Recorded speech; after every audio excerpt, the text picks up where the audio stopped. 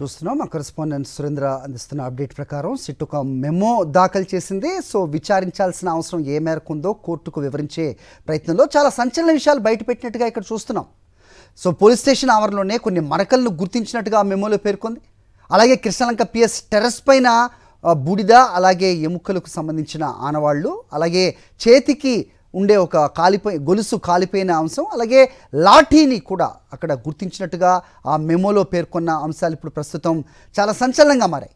అయితే తనకేమీ తెలియదు, తనకే ప్రాణహాని ఉందంటూ నమ్మజూపుతున్న నాగరాజు ప్రస్తుతం ఈ రుజువులు, ఈ ఆధారాలు చూపించిన తర్వాత ఆ విచారణలో మరి నోరు మెదపక తప్పదా అనే ఒక ఇది కనిపిస్తున్న సిచ్యువేషన్. సో సిట్ విచారణలో చాలా సంచలన విషయాలు వెలుగులోకి చూస్తున్నాయని చెప్పాలి. సో ఒక సినిమా దృశ్యంలో సినిమాకి సంబంధించిన సేమ్ సీన్ టు సీన్ ఇక్కడ కనిపిస్తున్న దృశ్యాలు. ఎందుకంటే ఆధారాలను పోలీస్ స్టేషన్లోనే దాచడమో లేకపోతే అక్కడే వాటిని మాయం చేసే ప్రయత్నం చేస్తే కనుక ఎలాంటి ఆధారాలు దొరకవు అనే ఒక క్రిమినల్ మైండ్ సెట్ ఇక్కడ కనిపిస్తున్న పరిస్థితులు మనం చూస్తున్నాం. మొత్తానికి సెట్ ఏదైతే మెమో దాఖలు చేసిందో కోర్టు ముందు, ఆ మెమోలో చాలా సంచలన విషయాలు వెలుగు చూస్తున్నాయి. కొన్ని మరకలు, అలాగే చేతి గొలుసు కాలిపోయింది, అలాగే లాఠీ ఒకటి కాలిపోయిన దానికి సంబంధించిన బూడిద కూడా సో పైన పిఎస్ పైనే టెర్రస్ పైన గుర్తించినట్టుగా కూడా సిట్ ఈ మెమోలో పేర్కొనటం ప్రస్తుతం సంచలనం రేపుతోంది.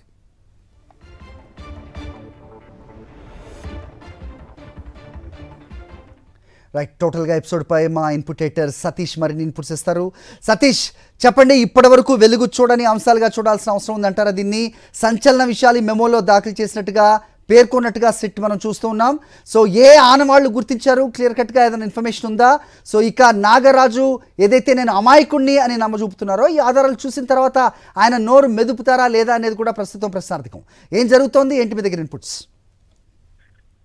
అది సాయికృష్ణ లాకప్ డెత్ కేసులో ప్రధానంగా సాయికృష్ణ మృతదేహం ఏమైంది, సిఐ నాగరాజు ఏం చేశారు, కృష్ణలంక పోలీస్ స్టేషన్ లో సాయికృష్ణ మరణించిన తర్వాత ఏం చేశారన్నటువంటి అంశానికి సంబంధించి సిట్టు కొన్ని అంశాలను ప్రస్తావించింది. ముఖ్యంగా సిఐ నాగరాజు పోలీస్ కస్టడీ కోరుతూ వేసినటువంటి మెమోలో కొన్ని చాలా కీలకమైనటువంటి అంశాలు. ఎందుకంటే కృష్ణలంక పోలీస్ స్టేషన్ లో ఏ విధంగా సాయికృష్ణని హింసించిన తర్వాత అక్కడే సాయికృష్ణని దహనం చేసేశారన్నటువంటి వాదన ఉంది. దానికి ఆ తల్లి కూడా కంప్లైంట్ చేసింది. అయితే ఇప్పుడు ఆ వాదనని బలపరిచేలాగా ఆ అంశాలన్నింటినీ కూడా నిజమని నిరూపించేలాగా కస్టడీలో తీవ్రమైనటువంటి గాయాలతో ఉన్నట్టు చాలా స్పష్టంగా మనకు ఆధారాలు ఉన్నాయన్న అంశాన్ని సిట్ పేర్కొంది.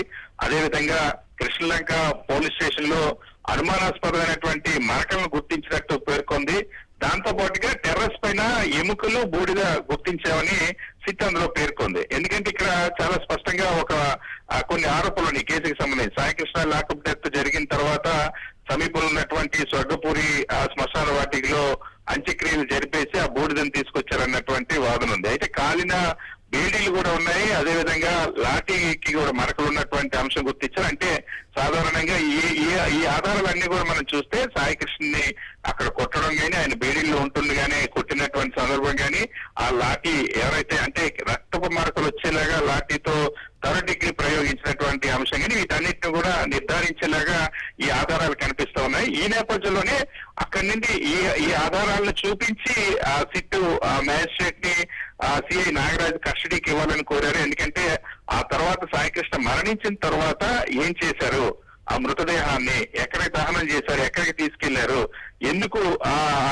మృతదేహాన్ని మాయం చేసేటువంటి ప్రయత్నం చేశారు, లేదా బూడిద కూడా దొరకకుండా ఎందుకు చేశారన్నటువంటి వాదన అన్న అంశాలకి అన్న ప్రశ్నలకు సమాధానం రాబట్టారంటే ఖచ్చితంగా పోలీస్ కస్టడీ ఇవ్వాలని కోర్టు వేశారు. ఇందులో ఈ మెమోలో పేర్కొన్నటువంటి అంశాలు మాత్రం గతంలో రిమాండ్ రిపోర్ట్లు కూడా ఎక్కడ పేర్కొనలేదు. దీంతో సాయికృష్ణ టార్చర్ ని ఏ స్థాయిలో పెట్టారు, సాయికృష్ణ మరణానికి సంబంధించి ఆరోపణలన్నింటినీ కూడా నిర్ధారించేలాగా కొంత ఈ విచారణలో ఈ అంశాలు అన్నవి కొంచెం బలం చేకూర్చేటువంటి ఆధారాలుగా కనిపిస్తా ఉన్నాయి. అయితే వీటికి సైంటిఫిక్ ఎవిడెన్స్ ఉందా లేదా, వీటన్నిటిని కూడా ప్రొడ్యూస్ చేస్తుందా లేదా సిట్ అనేది చూడాలి. కానీ ఇవి చాలా కీలకమైనటువంటి టర్న్ అని మనం చెప్పొచ్చు. ఎందుకంటే ఎముకల్లో బూడిద గుర్తించినటువంటి అంశం కానీ, అదేవిధంగా రక్త మరకలు ఉన్నటువంటి లాఠీని గుర్తించినట్టు కానీ, బేడీలు కానీ ఇవన్నీ కూడా ఈ కేసులో నిర్ధారించి సాయికృష్ణ చంపారు లేదా ఆ టార్చర్ కి లాకప్ డెత్ జరిగిందన్న అంశానికి సంబంధించి నిర్ధారించేటువంటి అంశాలుగా మనం పరిగణించవచ్చు. ఇంకోవైపు సిఐ నాగరాజు వేసినటువంటి అఫిడవిట్ ఏదైతే ఉందో, మ్యాజిస్ట్రేట్ కి స్వయంగా సిఐ నాగరాజు తన పోలీస్ కస్టడీకి ఇవ్వద్దు అంటూ వేసినటువంటి అఫిడవిట్ లో కూడా పూర్తిగా దీనికి భిన్నమైనటువంటి వాదన వినిపించారు. వాస్తవానికి థర్డ్ డిగ్రీలో ఎక్స్పర్ట్ అయినటువంటి సిఐ నాగరాజు తనకి థర్డ్ డిగ్రీ ముప్పు ఉంది, తనని హింసిస్తారు, తనని వేధిస్తారు, తనని ఈ కేసులో ఇరికిచ్చారంటూ ఆ అఫిడవిట్ దాఖలు చేయడం అనేది అది కూడా సంచలనంగా మారింది. అయితే ఇందులో ఒక అంశం మాత్రం చాలా క్లియర్, సిఐ నాగరాజు ఇప్పుడు మాట్లాడుతున్నటువంటి ధోరణి, మొన్న మ్యాజిస్ట్రేట్ ముందు వీడియో కాన్ఫరెన్స్ ఇచ్చినటువంటి వాంగ్మూలం కానీ, అదేవిధంగా అఫిడవిట్ రూపంలో దాఖలు చేసినటువంటి లిఖిత పూర్వకంగా దాఖలు చేసినటువంటి అఫిడవిట్ లో కానీ తనని ఇరికిస్తా ఉన్నారు, తనకి ప్రాణహాని ఉంది లేదా తనకి ముప్పు ఉంది, స్వయంగా నాగరాజు న్యాయవాదులే మ్యాజిస్ట్రేట్ ముందు చెప్పారు అని ప్రాణహాని ఉంది, అదేవిధంగా టార్చర్ పెడతారు, థర్టీకి ప్రయోగిస్తారు, సో లాయర్ల సమక్షంలో కెమెరాల సమక్షంలో మాత్రమే విచారణ జరపాలని కూడా కోరారు. అదే కాకుండా కొందరు నన్ను ఇరికించే కుట్ర చేస్తా ఉన్నారు, నేను నిర్దోషి అంటే ఒకవేళ సిఐ నాగరాజు ఈ కేసులో నిర్దోష్ అయితే లాకప్ డెత్ కారకులు ఎవరు, ఇందులో టాస్క్ ఫోర్స్ వాళ్ళు ఇన్వాల్వ్ అయ్యారు కాబట్టి వాళ్ళు చేశారు, లేదా ఈ నాగరాజ్ కి టాస్క్ ఫోర్స్ కి పైన ఉన్నటువంటి ఉన్నతాధికారుల పాత్ర పైన మరొకసారి చర్చ జరుగుతుంది. ఎందుకంటే సిఐ నాగరాజు ఇప్పుడు తనని ఇరికించారు చేస్తున్నటువంటి ధోరణిలో మాట్లాడుతున్నటువంటి అన్నది మరింత అనుమానాలకు రేకిస్తుంది. రైట్, అంటే ఇప్పటి వరకు ఈ మెమోలో ఏదైతే సెట్ దాఖలు చేసిందో ఇప్పటి వరకు వెలుగు చూడని అంశాలు, సో నిజంగా బూడిద ఎముకలు ఇవి సంబంధించింది పిఎస్ టెర్రస్ పైనే ఉన్నట్టయితే కనుక మరి వాటిని ముందే భద్రపరచాల్సిన అవసరం కూడా ఉంటుంది కదా సతీష్. మరి ఆ రకంగా సెట్ యోచన చేసి ఉంటుందా, ఆల్రెడీ ఆధారాలను చూపించే ముందే జస్ట్ బిఫోర్ దాట్ ఉందనుకోవచ్చు ఆ విచారణ?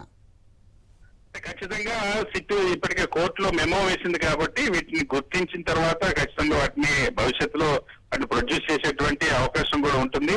ఎందుకంటే ఇప్పటి వరకు సిట్ ఆధీనంలో లేనటువంటి ఏ ఆధారాన్ని కూడా వాళ్ళు మెమో రూపంలో కానీ రిమైండ్ రిపోర్ట్ లో కానీ మ్యాజిస్ట్రేట్ ముందు పెట్టేటప్పుడు పొందుపరిచేటువంటి అవకాశం ఉండదు. ఎందుకంటే ఇప్పటి వరకు సీసీ ఫుటేజ్ మాయమైపోతే దాన్ని కూడా రికవరీ చేయలేకపోయింది. కృష్ణలంక పోలీస్ స్టేషన్ లో 18 నెలలు సీసీ ఫుటేజ్ ఎత్తేశారు. అదేవిధంగా సిడిఆర్ డేటాను కానీ లేకపోతే కానిస్టేబుల్ సంబంధించిన ఫోన్లు కానీ ఇవేవి కూడా సాధించలేకపోయింది. కేసులో క్లూస్ ఏవి కూడా సాధించలేకపోయింది.